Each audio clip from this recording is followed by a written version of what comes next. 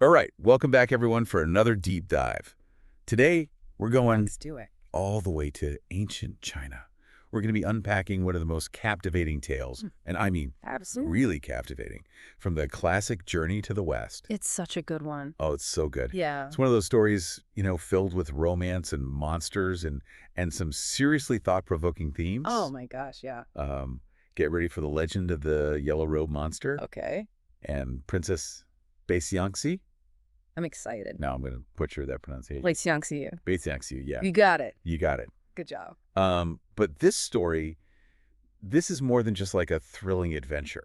Right. It's like a reflection Yeah. of ancient Chinese society's values and beliefs, Yeah. all wrapped up in this really Mm-hmm. engaging narrative. It's a really fun way to learn about their culture. Yeah, totally. Yeah. So we start off, we're in the kingdom of Baoxiang, Okay. and the king, poor guy, is just drowning in sorrow. Yeah.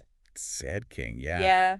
His daughter, Princess Baixiangxi, disappeared like 10 years ago. Oh, wow. And the kingdom just hasn't been the same A long time. a long time. Yeah.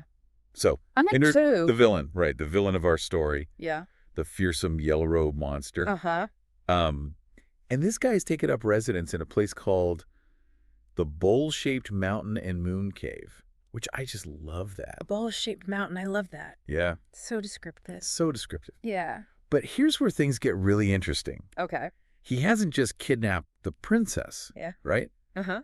This isn't a straightforward kidnapping. No. He's forced her into marriage. What? They even have 2 children together. Oh, wow. So we've got That's interesting. some real complexity right off the bat. Yeah, so you've got these 2 kids, you've got this forced marriage, Yeah. you've got a monster, you've got a sad dad, Yeah. and you've got a missing princess. There's a lot going on. There's a lot going on. Yeah. And that's just the beginning. So into this very dramatic scene. Yeah. Step in the legendary Here we go. Monkey King, Sun Yeah. Wukong, Yeah. and his partner in crime, Pigsy. Yeah. Now, these guys, they're on a mission, right? They're on a mission from the monk, Tang Sanzang, who you might remember is on the Yeah. pilgrimage to Mhm. retrieve Buddhist scriptures from India. It's a big deal. Big deal. Yeah. And their task is to rescue the princess. Okay. Right. Straightforward, right? You'd think Yeah. Monkey King, super powerful. Yeah. This should be easy, right? Piece of cake, right? Well, not really. Oh. This story doesn't exactly go the way you'd expect. Okay, so what happens? So the yellow robe monster, Yeah. he's not an ordinary beast, okay? He manages to not only capture Tang Sanzang, What? but he actually defeats Sun Wukong, Oh, no. which, if you know anything about Journey to the West, that is a major This is a big deal. setback. Yeah. This almost never happens. I mean, the Monkey King is so strong. He's so strong. How does this happen? So, Sun Wukong, not one to be deterred, No. he seeks out help from a really powerful being Okay. known as Bodhisattva. What? Yin. Guan Yin. Yeah. Now, just for our listeners who may not be totally familiar, bodhisattvas are basically enlightened beings in Buddhism. Yeah. They're dedicated to helping other people achieve enlightenment. Yeah, they're very compassionate. They're very compassionate, yeah. So, Guan Yin, she must have some incredible intel because she reveals a pretty shocking truth about this monster's identity. Okay, so spill the tea. I'm going to spill the tea. So the yellow robe monster Yeah. is actually Kui Mu Lang, Okay. a celestial guardian. Whoa. And not just any celestial Yeah. guardian. Okay. He's one of the 28 stars Wow. responsible for protecting the heavens. Big job. Big job. Yeah. So we're talking a serious fall from grace here. Oh, for sure. Celestial guardian turned monster. That's quite a Stands for stands information. What leads someone down such a dark path, right? What happened? So what happened? Yeah. So what happened? It boils down to those pesky earthly desires. I didn't do it. Those earthly desires, man. Yeah. So this guy was drawn to the pleasures of the mortal world. Uh-huh. He abandoned his heavenly duty Makes sense. and, well, he became a monster. Became a monster. Literally and figuratively. Yeah. Right. I mean, we all have those temptations, right? I mean, absolutely. Not to become monsters. But Yeah, not to this level. yeah. But it makes you think, right, about the choices we face. Oh, for sure. Like, do we choose the path of duty or do we give in to temptation? Big questions. Big questions. Yeah. And this story really, it drives home It does. the karmic consequences of those choices, right? Oh, yeah. Kumalang's downfall is like a It's a lesson. It's a lesson. Yeah. Yeah, Like, our actions have ripple effects. for sure. It's not just about us. It's not just about us. Right. But it's not just about consequences either. Yeah. It's about the struggle between, like our spiritual aspirations and our very human desires. Yeah. Like wanting connection, Yeah, wanting love. wanting love, wanting a life Yeah. that maybe goes against the grain.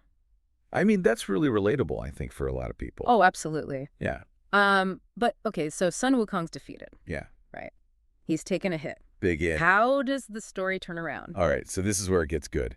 Okay. So Sun Wukong, he's not a quitter, No. and he knows when to ask for help. Yes. So he goes and gets some backup, Yeah. but not just any backup. He gets some serious firepower. Okay. He brings back the pagoda-bearing heavenly king Li Jing and his incredibly skilled son, Neza. Oh, wow. You might recognize Neza. I've heard that name. Yeah, he's kind of a big deal. Okay. He's a popular deity in Chinese mythology. Yeah. You always see him depicted as this young warrior. Oh, cool. Yeah. So now we're talking divine intervention. Yeah, the big guns are here.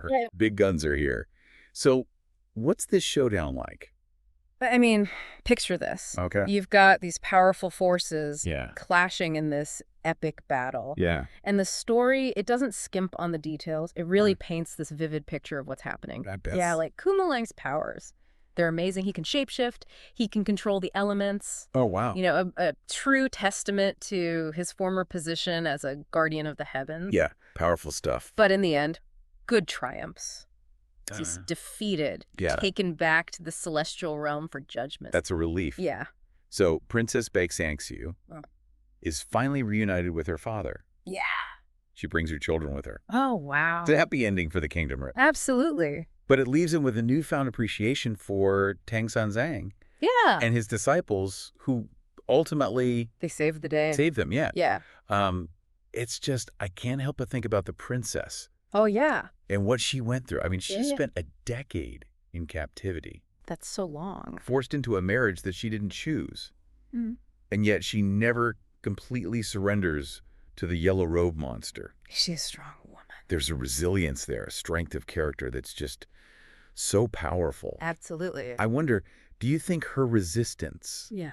symbolizes something bigger? What do you mean? Like, could it represent maybe the enduring spirit of the kingdom? Okay. You know, a refusal to be completely dominated by this That's an interesting thought. force that's trying to control them. I like that. I mean, it really speaks to the multiple layers of meaning that are woven into this story. You know, Yep. on the surface, it's a classic tale of good versus evil, Yeah. but it also explores themes of loyalty, resilience, the power of hope, even in really tough situations. It's a very hopeful story. Yeah. And of course, we have to talk about Sun Wukong's perseverance, Oh, yeah. right? He never gives up. Never gives up. His determination, his ability to overcome these obstacles, forge these alliances, it ultimately leads to the triumph of good. It's inspiring. And there's a really powerful message there about never giving up. Yeah. Even when you're facing Yeah. seemingly These insurmountable impossible odds. challenges. Yeah. It's just, I think that's what makes Journey to the West so captivating. Mhm. It blends action and romance and these Yeah. profound moral dilemmas Yeah. in a way that continues to resonate with people For sure. centuries later. Oh, yeah. It's a classic for a reason. It really is. So as we wrap up this deep dive, I want to leave you with a question. Okay. How do the themes of duty and desire play out in your own life? What choices have you faced where these two forces were in conflict? That's a good question. And we encourage you, please, continue exploring Journey to the Or West. did you won't regret it? It's a treasure trove of stories and wisdom Yeah. waiting to be discovered. I'd absolutely.